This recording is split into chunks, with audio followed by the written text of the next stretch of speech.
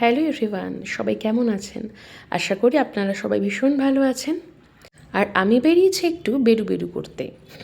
আমার মেয়ের পরীক্ষা সবে শেষ, তাই তার বায়না মা একটুখানি কোথাও ঘুরতে নিয়ে চলো। তাই তাকে নিয়ে তো খুব বেশি দূরে আমি স্কুটি করে যেতে পারি না। সেই কারণে একদম বাড়ির একটু দূরেই অবস্থিত এই কুলিয়াপাট মন্দির।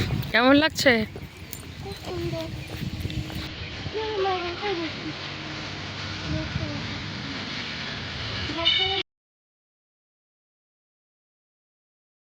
অপরূপ মনোমুগ্ধকর পরিবেশ। এখানে এলে সত্যি কথা বলতে মনটা ভীষণ শান্ত তৃপ্ত হয়ে যায়। কুলিরপাটের মন্দিরটি কলকাতা পিঞ্জরাপোল সোসাইটির অধীনে পরিচালিত রক্ষণাবেক্ষণ করা হয়। এটা মূল মন্দিরের ভিতরের অংশ, খুব সুন্দর করে সাজানো গোছানো, চারদিক ভীষণ সুন্দর, পরিষ্কার পরিচ্ছন্ন।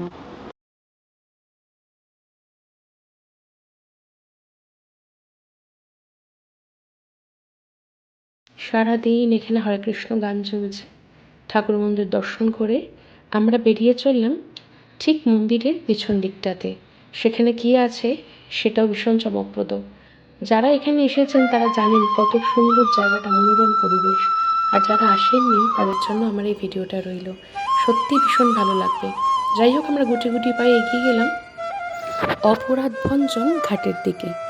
কেন এই ঘাটটিকে অপরাধভঞ্জন বলা হয় তার একটা ছোট্ট গল্প আজকে আমি শেয়ার করছি।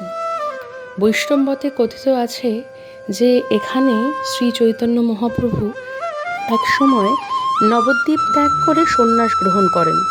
তারপর তিনি ভক্তদের সঙ্গে দেখা করতে আবার গঙ্গার এপারে কুলিয়া অঞ্চলে আসেন। সেই স্থানে আজকে কুলিয়াপাট অপরাধভঞ্জন মন্দির। মহাপ্রভুর আগমনের খবর ছড়িয়ে পড়তেই দূর দূরান্ত থেকে অসংখ্য মানুষ সেখানে আসতে লাগলো। তাদের মধ্যে অনেকেই আগে মহাপ্রভুর সমালোচনা করেছিলেন বা অপমান করেছিলেন।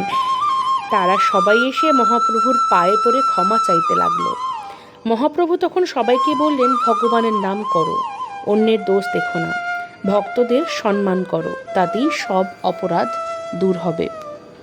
তো এই ঘটনার পর থেকেই মানুষ বিশ্বাস করতে শুরু করে এই স্থানে আন্তরিকভাবে ক্ষমা চাইলে মানুষের অপরাধ বা পাপ নাকি মোচন হয়। সেই থেকেই এই স্থানটির নাম হয়ে যায় অপরাধভঞ্জন পাট। এই ছিল এই কুলিয়াপাটের মাহাত্ম্য এবং এইখানের যে নামকরণ তার সার্থকতা। এই স্থানে আপনাদের আরেকটা খুব সুন্দর জিনিস দেখাই। দেখুন, এটা হচ্ছে একটা লিচু গাছ। লিচু গাছের অলমোস্ট গুড়িটা নেই বললেই চলে, অল্প একটু মাটির সাথে লেগে আছে, ভিতরটা একেবারেই পুরো ফাঁপা। তা সত্ত্বেও কাণ্ডগুলো বেশ সুন্দর, ভীষণ মোটা। আর এখানে প্রচুর লিচু ফলন হয়। স্থানীয় বাচ্চা কাচ্চারা প্রচুর লিচু এখান থেকে পেড়ে তারা খায়ও। তো আমি এখানে বেশ কিছুটা সময় একটু নিজের মতো করে কাটাতে চুপচাপ বসেছিলাম। আর দূরে একটা পানকৌড়ি উড়ে চলে গেল, সেটা দেখলাম। কি সুন্দর টলটলে স্বচ্ছ জল, অপূর্ব সুন্দর, অপূর্ব সুন্দর। এখানে যদি সময় কাটানোর জন্য বেশ কিছুটা সময় চুপচাপ একাও বসা যায়, তাও যেন ভীষণ ভালো লাগে। যাই হোক, এখানে বেশ কিছুটা সময় আমরা কাটালাম। এই ঘাটের উপরে রয়েছে বিভিন্ন ফলক, সেখানে প্রতি কটা ঘাট মেনশন করা রয়েছে কোন ঘাটটার কি নাম।